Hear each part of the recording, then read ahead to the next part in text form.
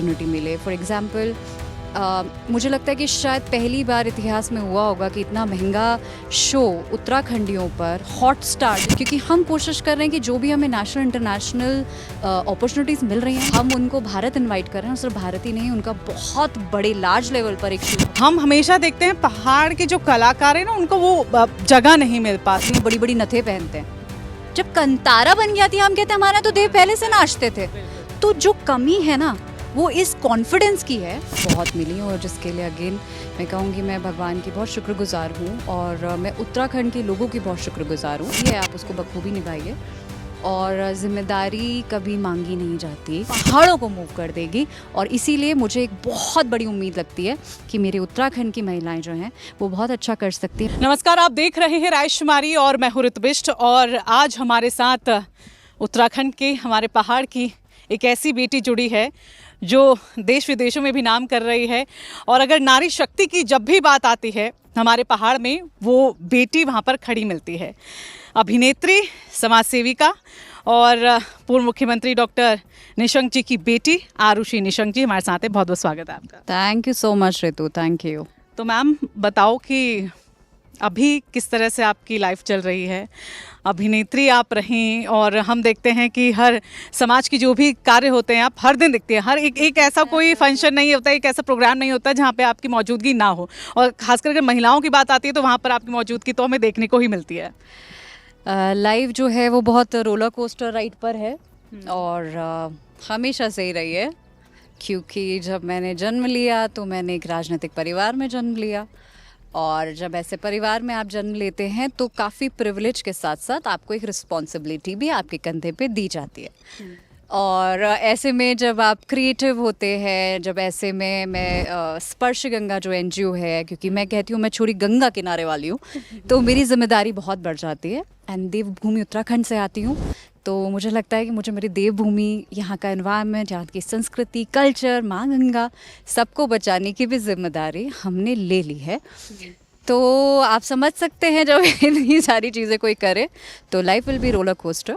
But मैं ईश्वर को बहुत बहुत धन्यवाद देती हूँ कि हमको इतना सक्षम बनाया है कि हम अपने राज्य के लिए और अपने देश के लिए अगर थोड़ा बहुत कंट्रीब्यूट कर पाएँ तो हमें करना चाहिए। अच्छा, आरुषि जी को हम जब भी देखते हैं, कैम्ब्रिज यूनिवर्सिटी से वो पढ़ी हैं, विदेश से पढ़ के आई हैं और एक अभिनेत्री हैं, एक सफल कलाकार भी हैं, फिर एनजीओ भी चला रही हैं। ऐसे में जब भी इस तरह की प्रोफाइल जो जब सामने आती है तो ऐसा लगता है कि यहाँ क्यों भाई, उत्तराखंड में क्यों, इनको तो बाहर रहना चाहिए, बाहर कितनी अपॉर्चुनिटीज़ हैं, कितने इनको ऑफर्स मिलेंगे, तो फिर यहाँ आके यहाँ क्यों काम कर रहे हैं ऐसे आप? बहुत अच्छी बात आपने बोली कि हम उत्तराखंड से हैं, पहली बात। और ऑफ कोर्स अपॉर्चुनिटी बहुत मिली और जिसके लिए अगेन मैं कहूँगी मैं भगवान की बहुत शुक्रगुजार हूँ और मैं उत्तराखंड के लोगों की बहुत शुक्रगुजार हूँ। ऐसे में हमारी एक और ज़िम्मेदारी बढ़ जाती है कि जब कोई आपको बहुत बड़ी अपॉर्चुनिटी मिले। फॉर एग्ज़ाम्पल मुझे लगता है कि शायद पहली बार इतिहास में हुआ होगा कि इतना महंगा शो उत्तराखंडियों पर हॉटस्टार, डिज्नी प्लस हॉटस्टार ने हमें कमीशन किया, जो कि आप जाकर आज जियो स्टार पे, क्योंकि एक मर्जर हो चुका है तो आप जियो स्टार पर देख सकते हैं। लाइफ हिल गई। तो मेरी जो कोशिश है वो थोड़ी सी यूनिक है और इसके लिए शायद थोड़ा लंबा रास्ता भी है, क्योंकि हम कोशिश कर रहे हैं कि जो भी हमें नेशनल इंटरनेशनल अपॉर्चुनिटीज़ मिल रही हैं हम कैसे उनको अपने राज्य में जो है लेकर आएँ ताकि यहाँ पर एम्प्लॉयमेंट जनरेट हो। और यकीन मानिए जब एक फिल्म शूट होती है, एक शो शूट होता है तो एक भारी संख्या में जो है वो एम्प्लॉयमेंट जनरेट होता है। और मेरा उत्तराखंड पलायनवाद की सबसे बड़ी समस्या से जूझ रहा है और as a producer, as a film maker, even as an actress मेरी कोशिश ये रहती है कि ज़्यादा से ज़्यादा चीज़ों को हम उत्तराखंड कैसे ला सके। और आपको जान के बहुत खुशी होगी कि एक बहुत बड़ा रशियन शो जो कि रशिया का खतरों का खिलाड़ी है, हम उनको भारत इनवाइट कर रहे हैं। और सिर्फ भारत ही नहीं, उनका बहुत बड़े लार्ज लेवल पर एक शूट हम उत्तराखंड में कराने जा रहे हैं। तो ऐसी कोशिशें और ऐसी पहल रहती है। तो मैं मानती हूँ कि मैं उत्तराखंडी होने का जो है वो एक अच्छा जो है वो कर्तव्य अपना निभा रही हूँ, ऐसा मैं मानना चाहती हूँ। वो हम देख भी रहे हैं, बखूबी निभा रही हैं। लाइफ हिल गई के बारे में तो मैं आने वाली थी कि सेकंड कब आने वाला है, क्योंकि मैंने पर्सनली वो देखी है और ये बहुत अच्छी बात है कि आप रोज़गार तो दे रही हैं। आर्टिस्ट, हम हमेशा देखते हैं पहाड़ के जो कलाकार हैं ना, उनको वो जगह नहीं मिल पाती, वो ओहदा नहीं मिल पाता जो किसी और कंपैरिजन उसकी बात करें हम, तो ये बहुत अच्छी बात है कि आपको वहाँ पे आप उनके जो इन्फ्लुएंसर्स हैं उनको भी वहाँ पर काम मिल रहा है और आर्टिस्ट को भी काम मिल रहा है। अगर हम यहाँ पे पहाड़ की, क्योंकि आपने एक बीड़ा तो उठा लिया है कलाकार के तौर पे, फिल्म के लिए कि यहाँ पे डेस्टिनेशन बन जाए, तो इसको आगे कैसे करेंगे और चुनौतियाँ कितनी हैं, लेकिन आगे किस तरह से उसे बेहतर करने की कोशिश हो रही है? देखिए, चुनौतियाँ बहुत हैं, लेकिन मैं एक बात आपके माध्यम से आपके दर्शकों को भी बोलना चाहूँगी कि ये सिर्फ उत्तराखंड की बात नहीं है। जब हमारा योगा बन के विदेश से लौटता है, तब हमें उस बात का एहसास होता है, अरे ये तो हमारा है। आज श्यामल एंड भूमिका जब बड़ी बड़ी नथें पहनते हैं, तब हम कहते हैं कि अरे यार, ये तो हमारी उत्तराखंड की नथ है, हम तो शादियों में बड़ी बड़ी नथें पहनते हैं। जब कंतारा बन गया थी, हम कहते हैं हमारा तो देव पहले से नाचते थे। तो जो कमी है ना, वो इस कॉन्फिडेंस की है कि हम बहुत यूनिक हैं। हम ऐसा भारतीय, हम ऐसा उत्तराखंडी बहुत यूनिक हैं, और यही हमारी सबसे बड़ी जो मैं कहूँगी स्ट्रगल है। क्योंकि जब मैं उत्तराखंड के लोगों को भी मुंबई में जोड़ने की कोशिश करती हूँ, जैसे राघव जुयाल मेरे बहुत अच्छे मित्र हैं, और मैं ये बोलना चाहूँगी कि मैंने सच में ऐसा आर्टिस्ट और ऐसा व्यक्ति नहीं देखा जो कि उत्तराखंड से इतनी दूर जाने के बाद भी उसको इतना प्यार है, इतना लगाव है। और मैं लगातार उत्तराखंड की फोकलोर्स पे बात कर रहे हैं, और बहुत ही जल्दी शायद हम कुछ अच्छा लेकर भी आ पाए। तो जो मुद्दा है वो ये है कि आप पहले तो अपने होने पर, आप हर इंसान का रंग अपने आप में यूनिक है, उस पर गर्व करिए। और मैं ये बात बहुत गर्व से बोलती हूँ कि मैं उत्तराखंडी हूँ, और मैं उत्तराखंड की भी जितनी लोक संस्कृति, साहित्य और यहाँ की कहानियाँ हैं, उनको देश और दुनिया में लेकर जाऊँगी, जिसकी शुरुआत मैंने डिज्नी प्लस हॉटस्टार के साथ ऑलरेडी कर दी है। और हम बहुत ही जल्दी, उत्तराखंड की एक फोकलोर है जो मैं अभी यहाँ से नहीं बता सकती, एक लोक कहानी है, इसका हिंट दे दिया है रायशुमारी पे। हिंट दे दिया है आज हमने। एक बहुत बड़ी पिक्चर है जो कि हम एक बहुत ही बड़े स्टूडियो के साथ में उत्तराखंड में इसका फिल्मांकन करने वाले हैं, जो कि कंतारा से कम नहीं होने वाली है। बिल्कुल, और लगता भी है। देखिए, उत्तराखंड ऐसी जगह है जहाँ पर छोटी छोटी जगहों में ना इतनी सारी ढेर सारी कहानियां हैं, और अगर आप जानेंगे तो सच में हिल जाएंगे। तो मैम ने बता दिया है, कंतारा जैसा कुछ आएगा, लेकिन थोड़ा बड़ा होने वाला है।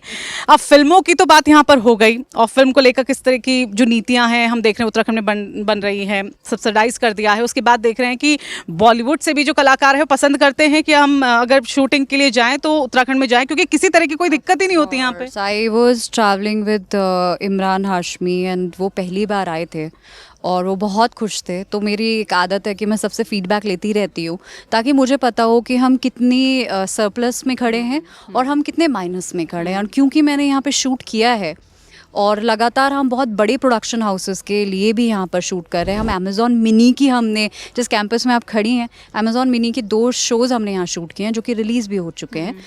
अमेज़ॉन प्राइम का हम शो लेकर आ रहे हैं। तो हमें पता है कि किस तरीके से समस्याएं आती हैं, लेकिन ये इतना खुशी की बात है कि जब भी कोई यहाँ उत्तराखंड आता है, और they always pick up a call कि मुझे बहुत अच्छा लगा ऋषि उत्तराखंड जाके, और can you arrange this for me, मुझे केदारनाथ भी जाना है और मुझे यहाँ भी जाना है। तो बहुत खुशी होती है।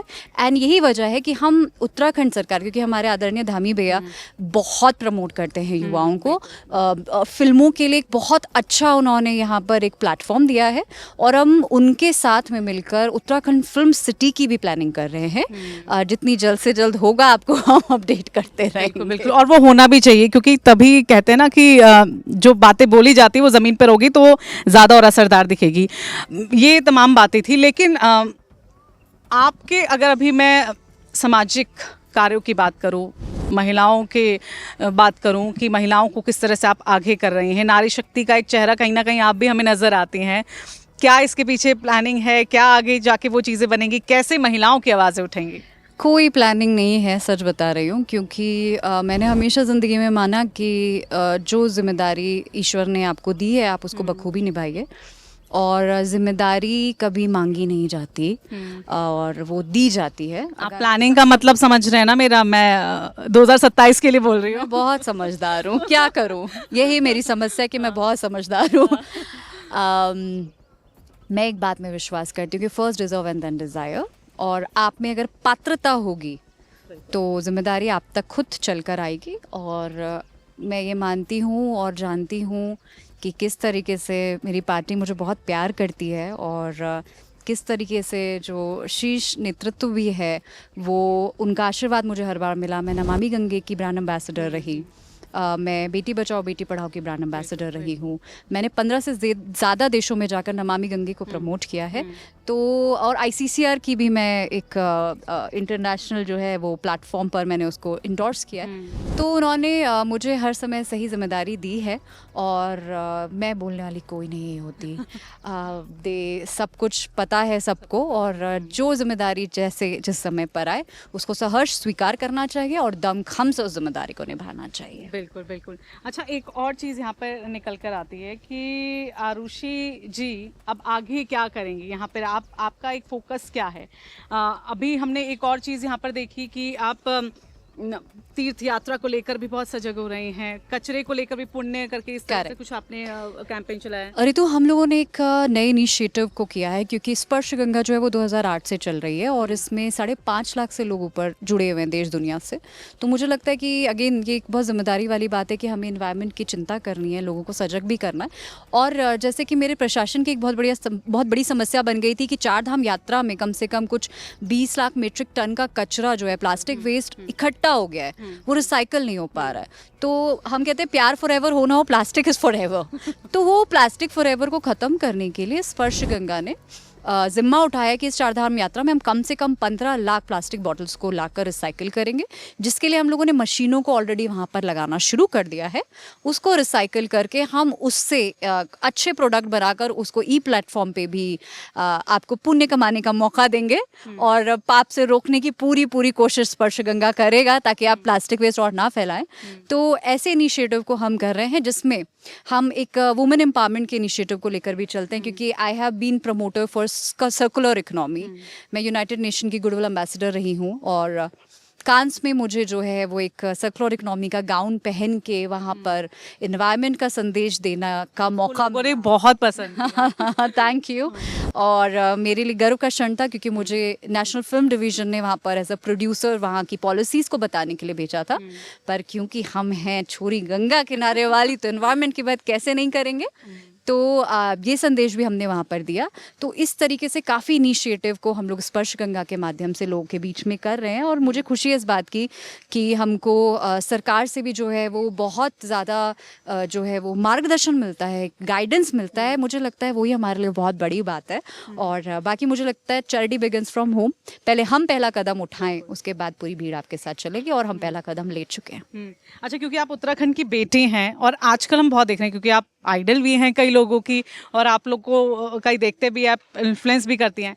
आज के समय में हम उत्तराखंड में देख रहे हैं काफ़ी तादाद में जो लड़कियां हैं आज की वो ब्लॉगिंग कर रही हैं, कंटेंट क्रिएटर बन रही हैं और बहुत अच्छे लेवल पे बन रही हैं। संस्कृति की कला की बातें आपने भी करी हैं, मंच से कई बार बोली भाषा की बात करी कि जब तक उससे हम कनेक्ट नहीं होंगे तो हम कैसे अपनी चीज़ों को रखेंगे।